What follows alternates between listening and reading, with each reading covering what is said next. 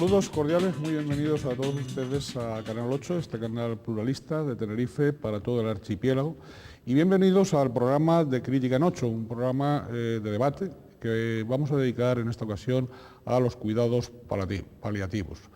Nos acompañan y tenemos que agradecer el que hayan respondido pues, de un modo favorable a la invitación que les hemos cursado, el doctor Miguel Ángel Benítez Rosario, jefe de servicio de cuidados paliativos del Hospital Universitario Nuestra Señora de la Candelaria. Doctor Benítez Rosario, bienvenido. Gracias. Igualmente, otro de nuestros invitados es el doctor Gabriel Bello Reguera, catedrático de Ética y presidente del Comité de Ética de la Investigación de la Universidad de La Laguna. Don Gabriel, bienvenido. También nos acompaña don Emilio Sanz Álvarez, profesor titular de la Facultad de Medicina de la Universidad de La Laguna y presidente del Comité Deontológico del Colegio Oficial de Médicos de la provincia de Santa Cruz de Tenerife. Y nos acompaña igualmente don Alfonso García Hernández, profesor titular del Departamento de Enfermería y director del Máster de Tanatología. Bien, en el transcurso del programa, para el que también les invitamos a que participen ustedes a través del correo electrónico, cuya dirección figura en este momento en pantalla, tendremos ocasión de oír igualmente declaraciones de don José Vicente González Betancourt, senador por la isla de Tenerife y consejero del Partido Socialista Canario PSOE del Cabildo Insular tinerfeño, y de don Carmelo González, capellán del Hospital Universitario Nuestra Señora de la Candelaria, también de la ciudadanía de la calle. Bueno, pues vamos a, como siempre, abrir este debate con el informe inicial que han preparado los servicios informativos del Canal 8. Vamos allá. La sanidad española vuelve a ocupar un triste lugar en los titulares de los medios de comunicación de nuestro país. Una vez más, se saca a la luz otro de esos escándalos que nos recuerdan por qué este sistema sanitario puede no encontrarse a la altura de nuestras expectativas. Tras una denuncia anónima ante el Hospital Severo Ochoa de Madrid, la Consejería de Sanidad destituyó al coordinador de urgencias, ya que se le considera responsable de mala praxis profesional, insinuándose que pudo haber aplicado eutanasia a enfermos terminales. Se cesa igualmente tras una inspección al centro, al director médico y al gerente. Y todo ello porque en un espacio de urgencia se aplicaban los cuidados paliativos a enfermos. Tras esto, encontramos graves diferencias políticas, pero también las no menos graves deficiencias de un sistema sanitario incapaz de tratar de forma digna el momento más importante de la vida de una persona tras su nacimiento, la muerte. Cuando una persona enferma y esa enfermedad deriva en un proceso crónico o terminal, son tratados en las unidades de cuidados paliativos que sirven, entre otras cosas, para aliviar el dolor o el sufrimiento causado por náuseas, ahogo o incluso depresiones que sufren algunos enfermos.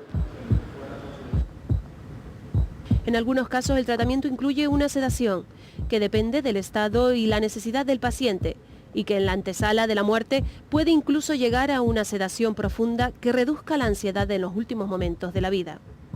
Frente a este tratamiento, y muy lejos de él, se encuentra la eutanasia, ilegal en nuestro país, que consiste en la administración de fármacos con la intención de provocar la muerte, y que ha protagonizado los debates de opinión pública en nuestro país tras la película Mar adentro de Amenábar. Muchos profesionales acusan de una grave irresponsabilidad a los representantes políticos, ya que el escándalo madrileño ha salpicado una vez más la ya mermada confianza del ciudadano en el sistema, pero también en los profesionales sanitarios que trabajan en él. Estos hablan de la necesidad del establecimiento de un sistema de autonomía que implique a pacientes y familiares cada vez más en la aplicación de tratamiento. De esta forma, una vez que el médico ha informado de la enfermedad, estado y posibles tratamientos, se consensúa el camino a seguir. Se implica así al paciente en su salud, evitando al mismo tiempo que toda la responsabilidad recaiga únicamente en el médico. El paciente también puede optar por la redacción de un testamento vital, en el que dejaría establecidas las pautas a seguir en el caso de no poder expresar su voluntad. En cualquier caso, los profesionales se defienden de las acusaciones, pero sobre todo de las cada vez mayores insinuaciones sobre su actuación, que están llegando a un límite en que hacemos peligrar hasta la continuidad misma de la profesión. Actualmente en España solo una compañía de seguros realiza un seguro de responsabilidad civil a estos profesionales. ¿Y qué pasará cuando nadie los asegure? También se comienza a exigir cada vez con más fuerza que se potencien las unidades de hospitalización a domicilio, indispensables para enfermos crónicos o terminales, y así asegurar la calidad y la dignidad en la muerte. Hasta aquí el informe inicial. Yo no sé si nuestros invitados de hoy, quienes van a protagonizar el debate, querrán o no pues hacer distinciones entre, digamos, en aras de la divulgación, ¿no?, de conceptos y de realidades, distinciones entre cuidados intensivos, eutanasia, bueno, también sedación, es decir, las fronteras entre todos estos conceptos. Ellos son especialistas en la materia, pero la audiencia no lo es, o en la audiencia habrá especialistas, pero habrá otros muchos ciudadanos que no lo son. Bien, pues no sé si el doctor Miguel Ángel Benítez quería empezar, ¿no? Vamos, yo creo que el vídeo, el informe que han puesto es correcto, probablemente para mí bastante correcto de lo que he visto últimamente en la prensa, sin menospreciar al resto de la prensa.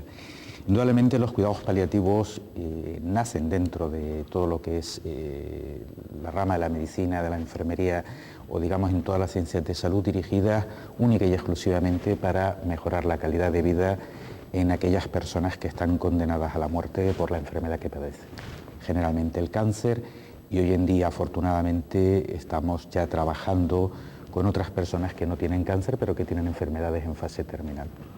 Eso significa que ponemos tratamientos única y exclusivamente para mejorar la calidad de vida, entendida esta como la ausencia de sufrimiento, y en ningún momento debe ser confundido con la eutanasia. Hay expertos en la mesa probablemente con mayor información que yo al respecto, pero la eutanasia es la administración dentro de la medicina de una medicación específica para acortar la vida, cosa que en cuidados paliativos no hacemos ni tiene nada que ver con eso. Sí, yo insistiría en este mismo punto, en que los cuidados paliativos, que yo desconozco, digamos, en detalle, porque yo no soy un profesional de la filosofía, de la ética, no trabajo directamente dentro de las instituciones médicas, pero yo creo que habría que distinguir claramente entre la eutanasia y el homicidio involuntario que pudiera ocurrir con los cuidados paliativos, del que se hablaba a propósito, por ejemplo, del caso de Leganés.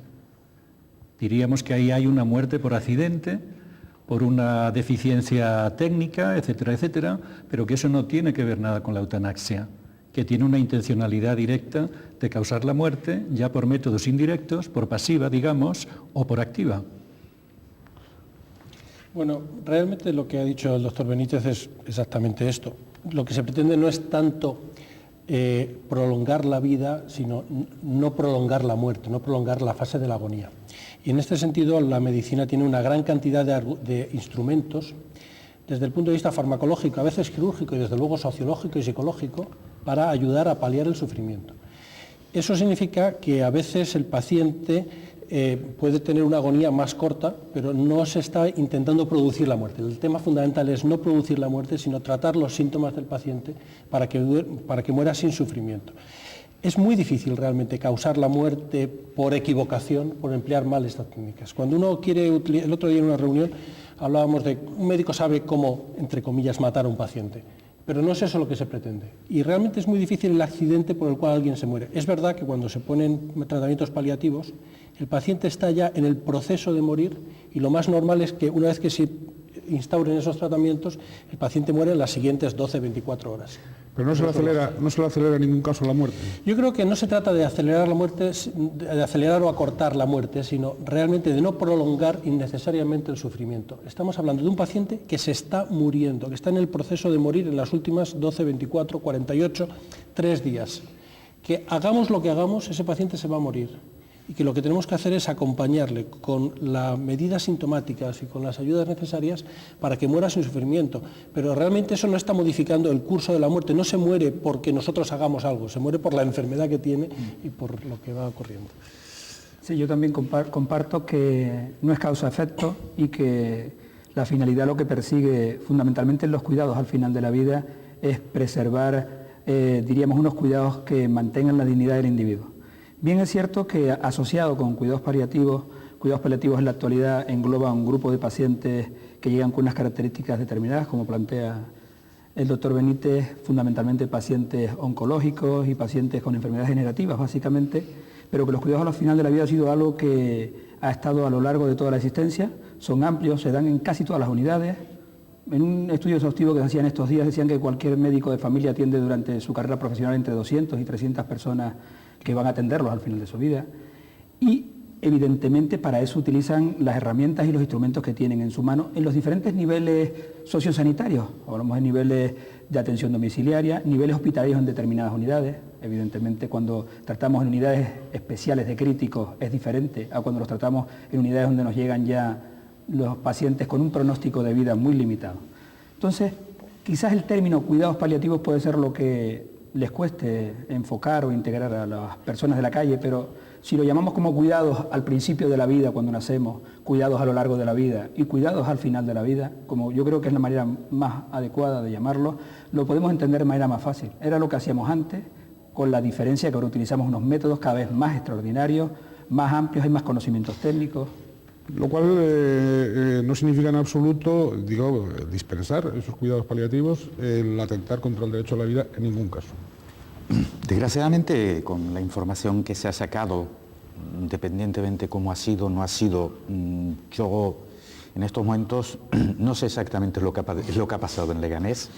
Perdona que me interrumpa, falta información, digamos, les falta información fidedigna y contrastada sobre lo que ha pasado. Sí, vamos a ver, yo en estos momentos lo que sí me gustaría leer sería el informe de oficio de los inspectores que han ido, no una información modificada, interpretada por agentes externos. Vamos a ver, en ningún momento los cuidados paliativos significan un homicidio indirecto. Desgraciadamente también es que cuando se han solicitado la intervención de las sociedades científicas no se ha hablado de forma tajante de que los cuidados paliativos o la sedación no producen una corte de la muerte. Esto desgraciadamente es un poco complejo. Todo obedece a un principio desde el punto de vista ético o bioético, que es lo que se llama del doble efecto. Un médico instaura un tratamiento para aliviar el sufrimiento y si acontece la muerte o un acortamiento de la vida de forma secundaria desde el punto de vista ético y legal es correcto. Cuando nacen los cuidados paliativos con las dificultades en el entorno social de lo que es el promocionar el bienestar, parece ser que hay que justificar las actuaciones con el doble efecto. Hoy afortunadamente en el siglo XXI, en el 2005, tenemos conocimientos científicos totalmente irrefutables que no se produce un acortamiento de la vida en lo que sepamos. E incluso hay algunos datos indirectos que situaciones como la sedación incluso pueden llegar a prolongar en 24 o 48 horas la vida. Ahora, ¿quién se lo va a asegurar? Nadie, porque precisamente yo no puedo comparar un paciente que estoy sedando con uno que no puedo sedar, con lo cual no puedo ver cuánto vive uno y cuánto vive otro. ¿Es conveniente la consulta al paciente y a la familia sobre estos procesos de sedación, por ejemplo? ¿Que sí es conveniente? Sí. Yo creo que la respuesta es que es imprescindible. Es imprescindible. Bueno. Es legal, ¿no? Es legalmente obligatorio. Legalmente obligatorio. Pero yo no lo diría como una cuestión de legalmente obligatorio. Digamos, yo no actúo, o si puedo actuar de forma indirecta, o por ser obligatorio, yo creo que ellos lo hablarán mucho más. Si cuando, vamos a ver, yo por encima de todo lo que estoy tratando es una persona que se está enfrentando a su último tiempo de vida. Para mí, mi actuación está centrada en la persona y en la familia. Yo no voy a tomar ninguna decisión en contra de él y él tendrá que ser, o él tiene que ser partícipe, o él tiene que decidir cómo quiere que sea precisamente sus últimos días de la vida. Entonces, el actuar sin contar con ellos, sin que ellos sean el centro de toda mi actuación, creo que será otra cosa, pero no es ejercer cuidados paliativos. Bueno, es de hecho quizás una de las cosas que más ha salido en las informaciones sesgadas y desconocidas que tenemos. Una de las grandes críticas, y de hecho el Sindicato Médico de Madrid en unas declaraciones que hay al respecto, el punto lo pone ahí fundamentalmente, cómo es imprescindible el consentimiento informado se llama, informar y hablar con el paciente y con la familia y no tomar decisiones como el padre bueno que toma decisiones por el hijo que no sabe, que eso es el paternalismo médico. Y esto es lo que creo que es el punto esencial. Luego volveremos sobre eso también. Lo que ocurre que el tema del consentimiento pues es como todo complejo, ¿no? Porque hay tipos de consentimiento, digamos, explícito, donde el enfermo está en condiciones de expresar su voluntad, oralmente o por escrito. Cuando no lo está, se habla de consenso informado delegado en sus familiares o personas en las que él delegue. Y hay todavía una tercera eventualidad, que es el consentimiento informado implícito, cuando ni se ha producido el explícito ni el delegado, pero la familia pues va consintiendo los tratamientos paliativos, etcétera, etcétera, y va de alguna manera implicándose en eso. Se entiende que hay un consenso, un consentimiento implícito. Sí, un consentimiento, sí. Claro, es que es muy delicado y además si lo asociamos con el caso de Leganés, que yo también desconozco, no por poca información, sino por excesiva información. Y hablamos de que llegan pacientes en situación terminal, pacientes en que su pronóstico de vida de hecho es inferior a incluso a 3 días que se habla, y de pronto fallecen porque los duermen para controlar los síntomas. Me parece que es evidentísimo que esa familia y ese paciente sabrán la situación que se encuentra después de un proceso, habitualmente un proceso por cáncer, que ha sido de los pacientes que se han hablado. Siempre queda en tela de juicio si se ha dado o no se ha dado información, pero yo creo que la misma persona que aplica los cuidados o que aplica los tratamientos debe dar la información. Yo creo que es algo implícito, ¿no? Y que sí es cierto que la ley estipula que debe quedar constancia de los consentimientos y de la forma en que se hace para que no se pierda en cierta medida credibilidad de lo que se está haciendo. Probablemente el uso y el abuso que se ha hecho de la información es lo que nos lleve quizás a salpicar de esas dudas, pero yo no he oído declaraciones de la familia que vayan en contra de la atención que han recibido, ni de atención de la población en contra de la atención que recibieron las personas. Bien, volveremos enseguida. Sí, tendrá la palabra el doctor Gabriel Bello, que la está pidiendo. Si le parece, en cuanto retornemos al programa, será usted el primero en hablar. Muy bien, muchas gracias. Enseguida estamos con ustedes.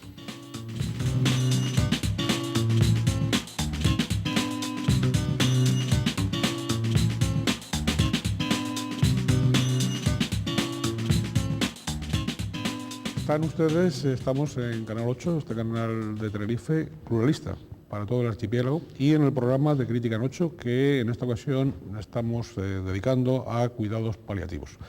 Nos acompañan en el estudio y son realmente los protagonistas del debate, don Alfonso García Hernández, profesor titular del Departamento de Enfermería y director del Máster de Tanatología de la Universidad de La Laguna, e igualmente don Emilio Sanz Álvarez, doctor Sanz Álvarez, profesor titular de la Facultad de Medicina y presidente del Comité Deontológico del Colegio Oficial de Médicos de la provincia de Santa Cruz de Tenerife, el doctor Miguel Ángel Benítez Rosario, jefe de Servicio de Cuidados Paliativos del Hospital Universitario Nuestra Señora de la Candelaria, y también el doctor David Bello Herrera, catedrático de Ética y presidente del Comité de Ética de la Investigación de la Universidad de La Laguna.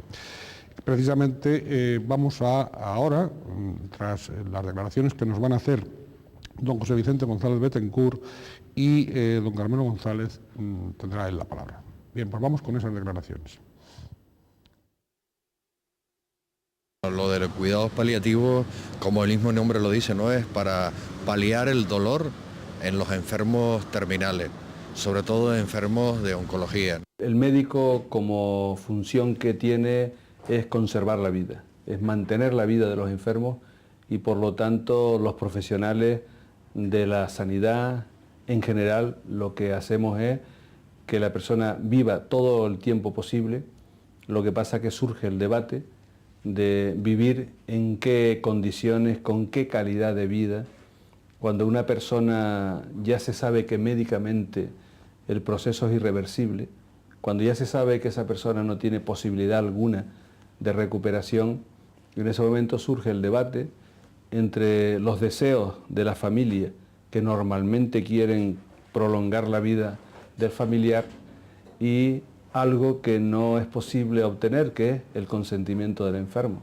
Aquí en Tenerife, el único centro de cuidados paliativos es el que tenemos en la planta del Hospital del Tora, y son solo, me parece que son 11 habitaciones, 12 habitaciones nada más. Entonces esto me parece a mí muy poco para la necesidad que pueda haber a nivel de nuestra población de Tenerife. El médico, en su responsabilidad, es libre de aplicar más o menos sedación, de aplicar más o menos eutanasia. En la práctica la eutanasia existe. Todo depende del criterio, de la conciencia y la responsabilidad del médico. Sedación es eso, quitar dolor. Eutanasia es, pues, quitarte del medio, ¿no? Quitarte del medio por medios que no son lícitos ni legales ni mucho menos. Lo de la sedación es quitarte el dolor, ese dolor de sufrimiento de la persona que está en una situación terminal. Normalmente el médico, si quiere, en ese momento le puede prescribir una medicación sedante más o menos intensa y puede calcular y valorar lo que quiera prolongar la vida. Yo pienso que todos los que llegan a ese momento saben cuándo se acerca el momento del desenlace final, ¿no? Y en ese momento, pues el enfermo muchas veces se calla por no preocupar. La familia también se aguanta el dolor de la separación, de la muerte, tampoco por no preocupar al enfermo. Y muchas veces no se produce un diálogo. Y en ese momento creo que lo más bonito de todo es el diálogo, ¿no?, que pueda haber. El cuidado paliativo es importante para el enfermo, para la familia y para toda la gente que rodea en ese momento al que sufre el dolor, ¿no? Esa persona viva el tiempo que le toque vivir con la mejor calidad de vida, sobre todo sin dolor. Cuando llega la hora final, pues hay un tratamiento exquisito, me atrevo a decir, por parte de todo lo que rodea, ¿no? La familia, de atender a la familia, al enfermo, después un cuidado extraordinario por parte de médicos, enfermeros, celadores, de toda la planta, ¿no? Repito que lo ideal es una asistencia a domicilio adecuada, que permita que esta persona viva los últimos días de su vida rodeado de sus familiares queridos, pero que al mismo tiempo estos familiares no les suponga esto un esfuerzo, un sufrimiento añadido. Me recuerdo una muchacha de 30 y pocos años, hace un par de meses, que fue la primera experiencia, ¿no?, de que ella, llegado el momento, enferma también de cáncer, llegado el momento, llamó a su familia, llamó a los enfermeros, a las enfermeras, al jefe de planta, me llamó a mí para dar las gracias por todo lo que le habíamos atendido hasta ese momento, y que en ese momento dijo que no aguantaba más el dolor, que era consciente de lo que tenía, y le pedía al jefe de planta, ¿no?, al doctor Benítez, y te doy las gracias y por favor, sédame ya, porque no puedo más. Sé que estoy a punto, dentro de unos minutos, unas horas, sédame ya.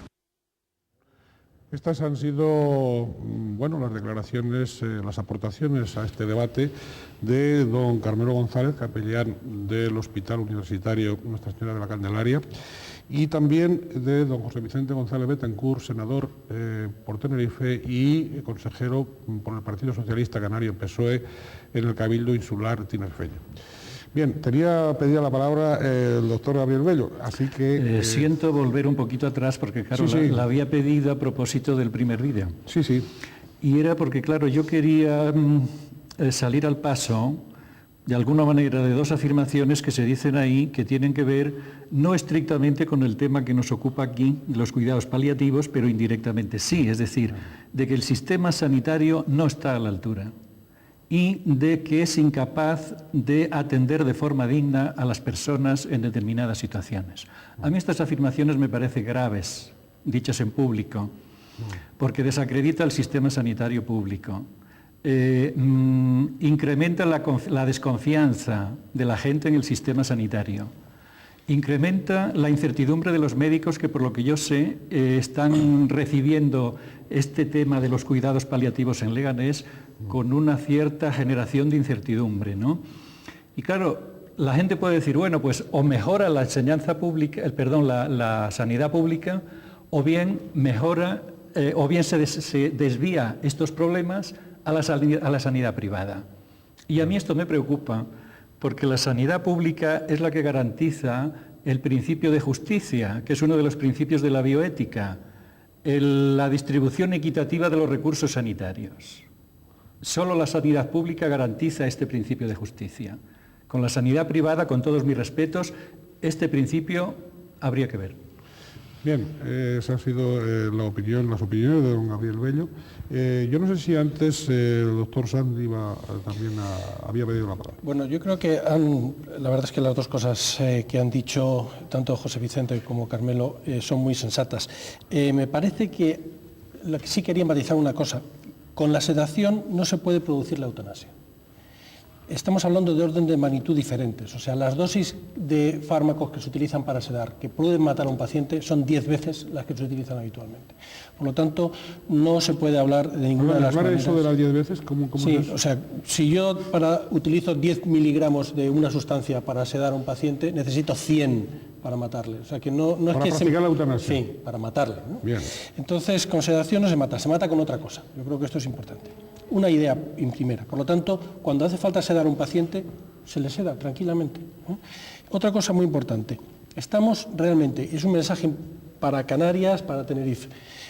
Canarias es de la zona con una más primera implantación de cuidados paliativos, con 2 unidades modelo en toda España, tanto la de aquí como la de la Negrín o, por ejemplo, la del materno-infantil en Las Palmas, que están todavía infradotadas, que hay que dotar de más medios, claramente de más medios, pero que estamos realmente en la punta de lanza de cuidados paliativos y además con una idea, lo puede explicar muy bien Miguel Ángel ahora, lo digo desde el punto del Colegio de Médicos, de fomentar también los cuidados paliativos por el médico de cabecera en la casa del enfermo.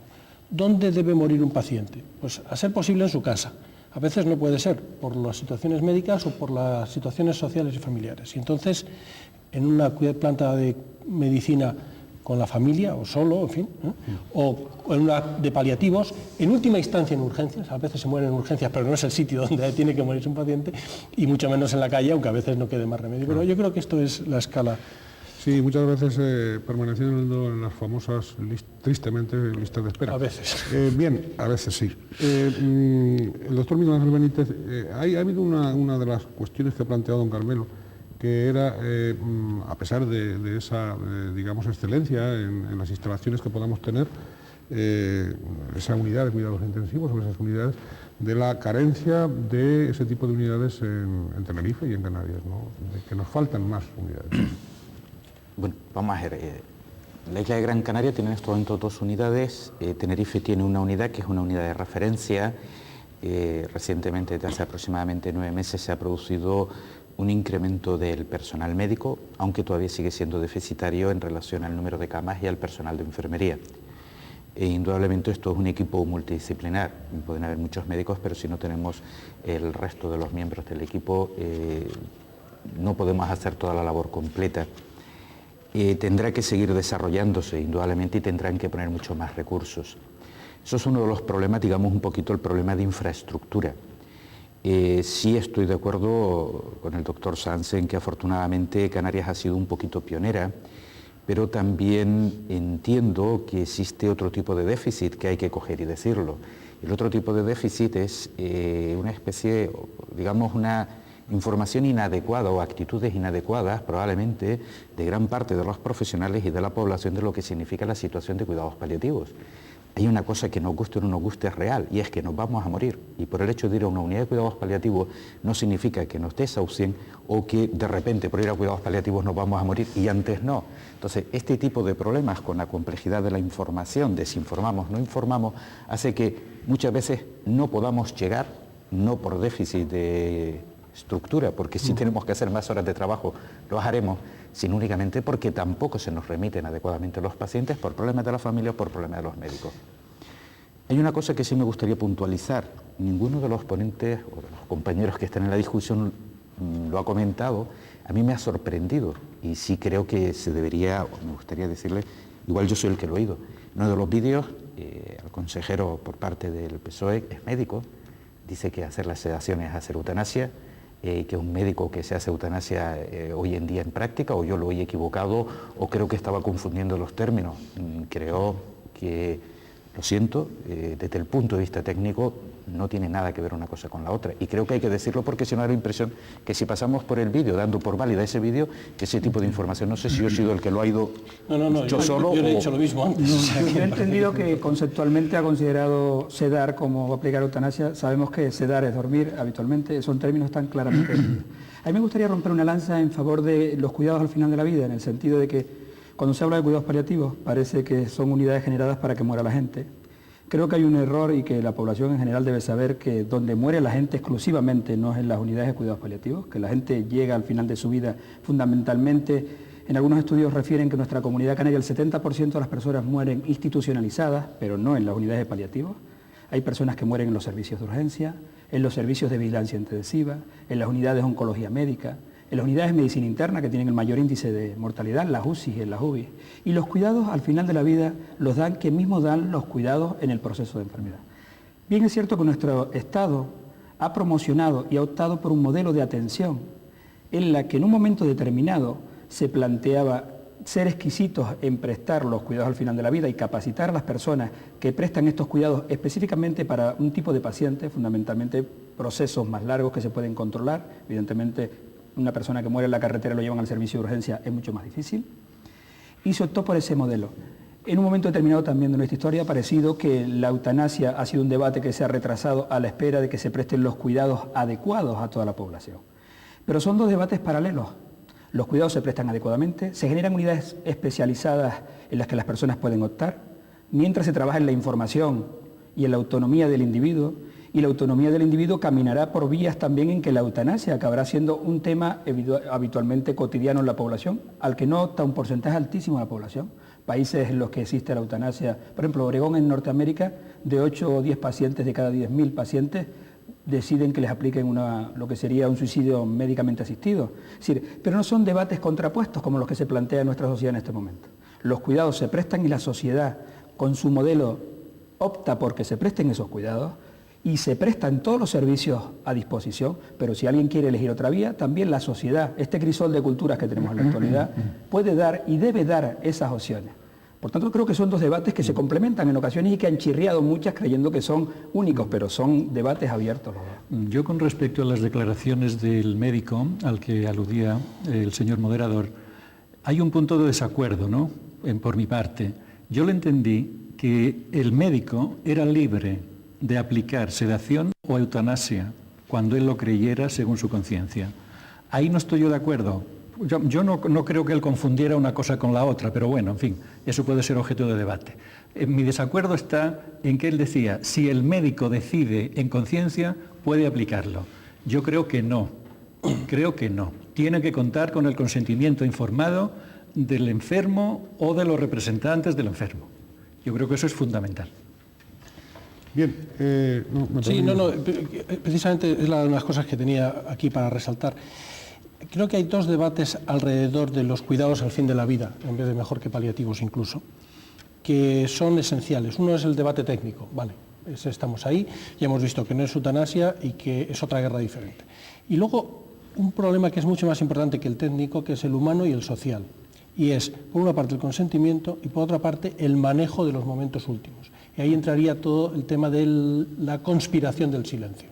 Cuando el paciente se está muriendo y la familia sabe que se está muriendo, pero dice no le digas nada, y entonces está en una situación en la que la familia sabe que tiene cáncer y se está muriendo, pero no se lo digas, y el paciente sabe que tiene cáncer y se está muriendo, pero no quiere saber nada. Y se establecen unas relaciones muy duras en las que falta comunicación, y eso es uno de los puntos más claves de sufrimiento. Lógicamente, en una unidad de paliativos esto es más fácil que se abra. En una unidad de medicina interna, en una unidad de oncología, es más fácil que se llegue a ese tipo de cosas. Y esto está determinado por falta de información al paciente muchas veces, porque la familia se pone intermedio en un campo que no le toca, que es la comunicación, le toca, pero no primordialmente, que es la comunicación médico-paciente, y el que tiene derecho a la información es el paciente, y el que tiene derecho a tomar decisiones es el paciente. En el mejor de los casos, junto con sus seres queridos, con las personas relacionadas con él familiarmente o de hecho. Y esto es esencial. Bien, antes vamos a hacer otro paréntesis y enseguida estaremos con todos ustedes.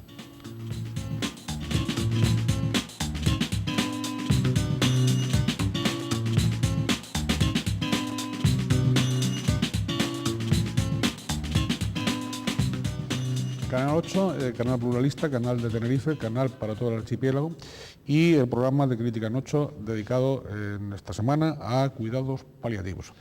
Nos acompañan en el estudio, protagonizan el debate, el doctor Miguel Ángel Benítez Rosario, jefe de servicio de cuidados paliativos del Hospital Universitario Nuestra Señora de la Candelaria, el doctor Gabriel Bello Reguera, catedrático de Ética y presidente del Comité de Ética de la Investigación de la Universidad de La Laguna, el doctor Emilio Sanz Álvarez, profesor titular de la Facultad de Medicina de la Universidad de La Laguna y presidente del Comité Deontológico del Colegio Oficial de Médicos de la provincia de Santa Cruz de Tenerife, y don Alfonso García Hernández, profesor titular del Departamento de Enfermería y director del Máster de Tanatología, también de la Universidad Lagunera, naturalmente. Vamos ahora a escuchar pues esas opiniones que recabamos en todos los programas de Crítica en 8 de la ciudadanía de la calle sobre este tema. De muerte no me hable, porque para uno está bien, quiere ya hablarle de muerte. Yo la verdad que prefiero no opinar sobre el tema ese, porque no me he visto en esa situación y no prefiero no opinar. Hay de todo. Hay sitios en los que el trato es bueno y otros en los que de vez en cuando se produce algún error o negligencia. La sanidad no está muy buena, mi niña. Y eso es lo que deberían de investigar. No he tenido ninguna, pero trabajo en el medio sanitario y considero que sí. No, en muchos casos no. Pues yo estimo que sí, espero que sí, que sea así. Yo creo que sí, francamente. Pues mire, no tengo ni idea porque yo acabo de llegar aquí y vengo del extranjero y no sé cómo están las cosas aquí. Yo experiencia no he tenido ningún familiar, pero según la enfermedad que sea y como lo quieran los familiares. Yo por lo pronto no me gustaría no sé si explicarme, ¿no? Que me matara un familiar la eutanasia. Yo estoy contra la eutanasia. Bien, han sido declaraciones, por supuesto, espontáneas, como siempre, de la ciudadanía. Tenía pedida la palabra el doctor Miguel Ángel Benito Rosario. Bueno, en primer lugar, en relación al comentario tuyo, hay una cosa que tengo yo clara. Yo no sé si debajo de la discusión hay un cuestionamiento de la sanidad pública para desplazar o no desplazar intereses, puede ser que sí. Yo entiendo por encima de todo que los cuidados paliativos o la atención a los pacientes moribundos en mayor o menor tiempo es muy difícil hacerlo desde la medicina privada. Entre otras cosas, hay que tener miedo, hay que hacer inversiones y no se puede cobrar o no se puede recoger.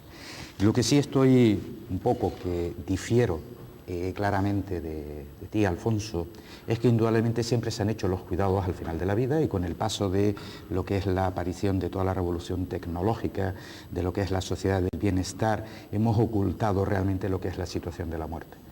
Indudablemente no todas las personas mueren y tienen que morir en una unidad de cuidados paliativos, pero el que aparezcan las unidades de cuidados paliativos y este movimiento es precisamente para de alguna forma asegurar que los cuidados al final de la vida son unos cuidados realmente dignos y sin situación de sufrimiento.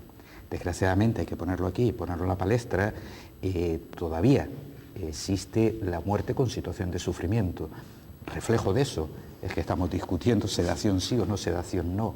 Cuando yo me he posicionado públicamente que lo que hay que cuestionar es éticamente si debemos dejar de sedar a alguien, precisamente porque se está muriendo por sufrimiento.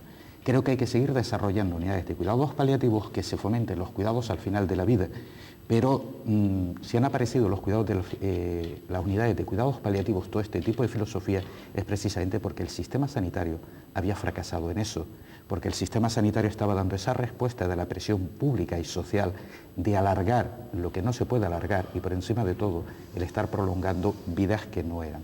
Ese al menos es mi punto de vista y entiendo que por eso se han desarrollado los cuidados paliativos.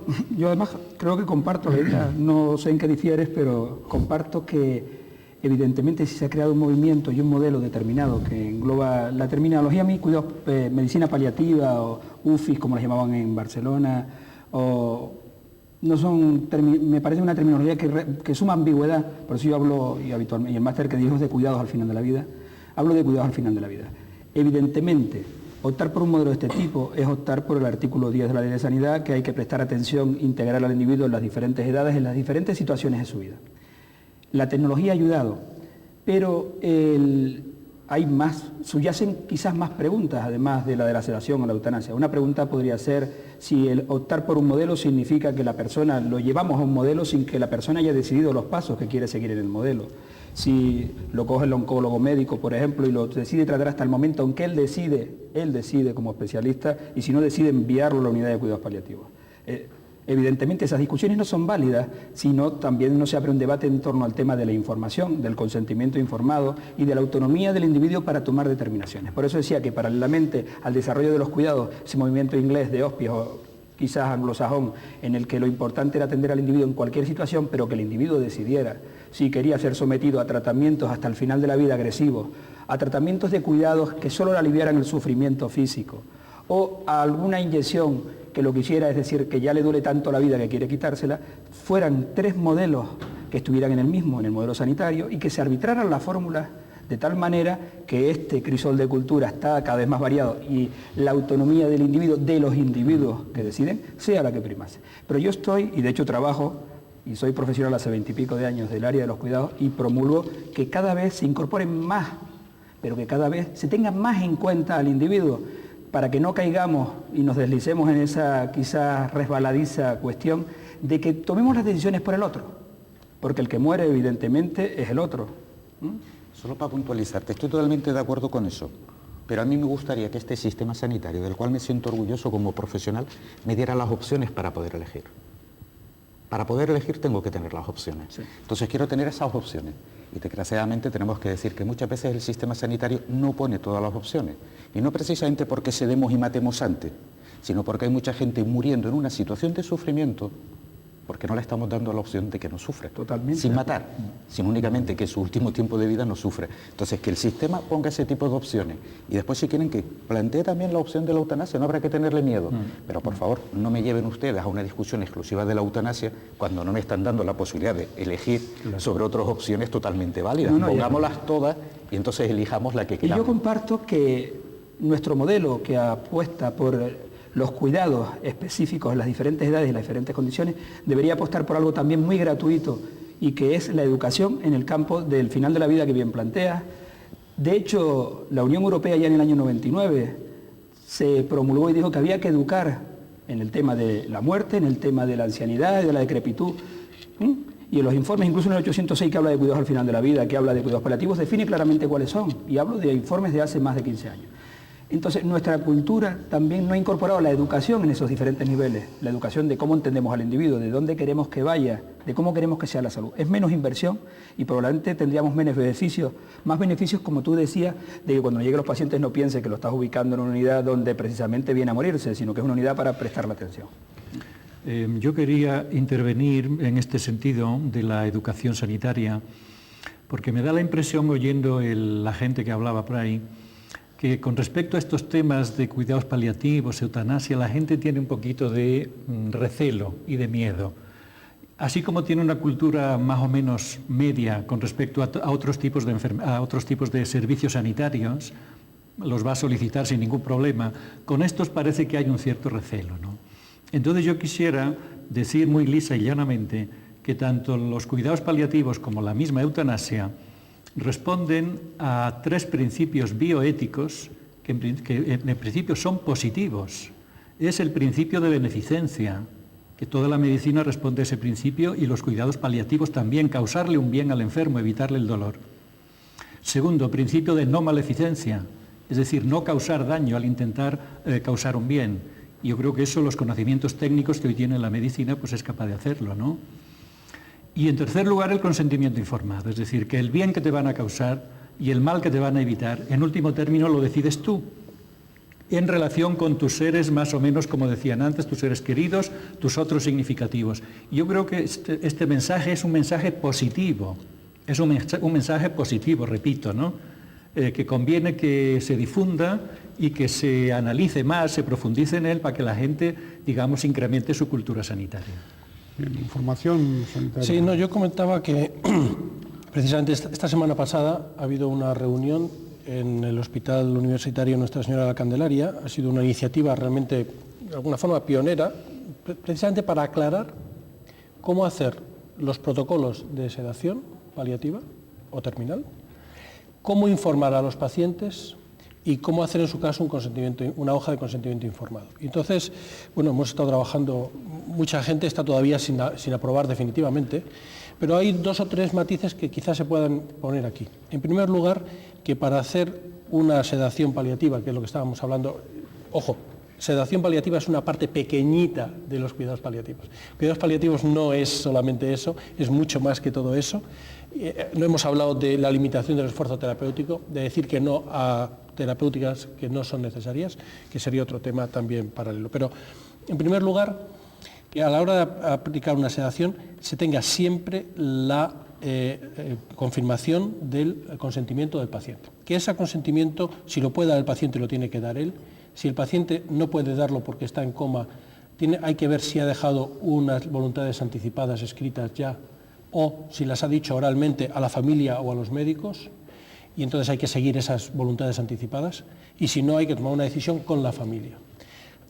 Digamos, ese es el orden de prioridad. Otra cosa que se ha discutido y que se va a aprobar es que eso debe quedar claro en la historia clínica, que debe quedar claro quién informa, cómo informa, delante de quién informa y qué es lo que dice el paciente, pero que por regla general no hay que pedir al paciente que se está muriendo que lea un papel y lo firme para que se le pueda poner la sedación.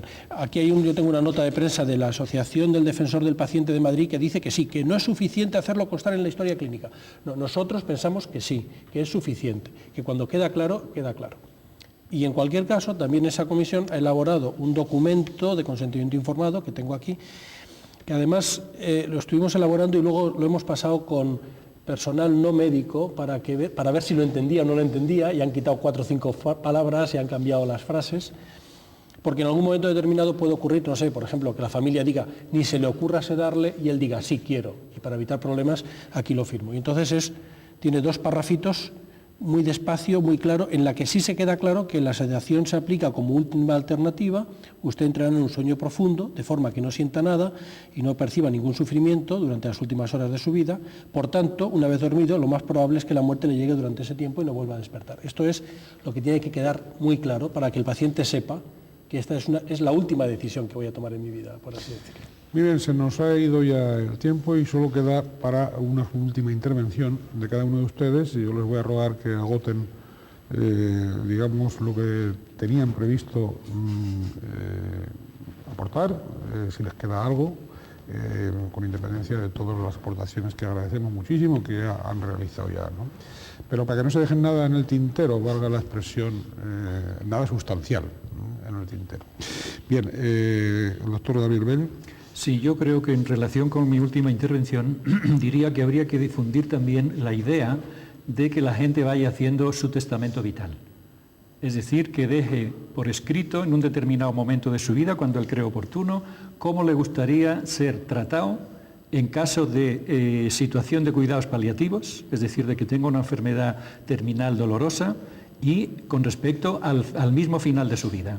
Y entonces este testamento puede ser usado por sus familiares para tomar decisiones cuando llegue el caso. Creo que esto es una idea importante en el sentido del fomento de la autonomía de las personas a la hora de decidir cómo quieren ser tratados médicamente y cómo quieren morir. Don Alfonso García Hernández. Yo creo que se abre un debate interesante porque nos da la posibilidad de hablar de algo que nos habíamos olvidado que era parte de la vida, que es el final de la vida. Y probablemente también hablamos del final de la vida y de la prestación de cuidados porque estamos en un nivel de prestación de cuidados altísimo en nuestro estado. Si no, no hablaríamos de los cuidados y de la adecuación de cuidados. Creo que eso tiene por todos lados beneficios y se abren expectativas muy interesantes desde el punto de vista educativo y de atención sanitaria y de la discusión de adecuación de modelos u otros. Creo que es la vía adecuada para progresar. Doctor Sanz. Una frase simplemente. Yo creo que la alternativa al dolor y al sufrimiento no es la eutanasia, no es producir la muerte, sino es el alivio y el cuidado global, médico, personal, familiar, espiritual, etc. Y por lo tanto, si alguien está realmente muriéndose con dolor, más que pedir la eutanasia, lo que tiene que pedir es urgentemente que le cambien de médico. Bien. Doctor Miguel Ángel Benítez. Soy yo quien cierra. Bueno, y yo quiero mandar un mensaje de esperanza, decirles que me siento orgulloso de tener la suerte de liderar un equipo profesional cuya actividad está centrada, independientemente de los avatares laborales, en cuidar a las personas que se están muriendo, que pueden confiar tranquilamente que los principios éticos desde hace mucho tiempo se mantienen y no trabajamos sin ellos, no trabajamos sin las personas para las cuales estamos trabajando y para su familia, y afortunadamente en esto, por lo menos en Tenerife, aunque necesitamos más medios, el Servicio Canario de Salud merece una medalla. Muy bien, pues hasta aquí el debate sobre los cuidados paliativos. Debate al que repetimos, les invitamos a ustedes a opinar Ustedes seguro que si desean hacer aportaciones, pues tienen la posibilidad a través del correo electrónico que les recordamos ahora al pie de pantalla, que pueden usar y pueden dirigirnos. Muchísimas gracias a todos ustedes, muchísimas gracias a todos los que han intervenido en este debate. El propósito del Canal 8, el propósito de este programa de Crítica en 8, es precisamente fomentar esa educación sanitaria entre la población, y hemos entendido que una de las vertientes de esa educación pasaba por las explicaciones que ustedes han tenido a bien hacer a todos, ¿no? Habitualmente a veces los especialistas pues se lían en el mejor de los sentidos, con términos quizá poco asequibles a una gran parte de la ciudadanía. Entonces ustedes han hecho también ese esfuerzo de, sin ningún menoscabo científico, pues usar de ese don de lenguas que sí les ha llegado a comunicarse con los demás. Vaya también por eso el agradecimiento nuestro, el agradecimiento de este canal, de este programa y de este moderador. A todos ustedes, como siempre, que intenten ser felices en la medida de lo posible, y también pensar en los cuidados paliativos, claro.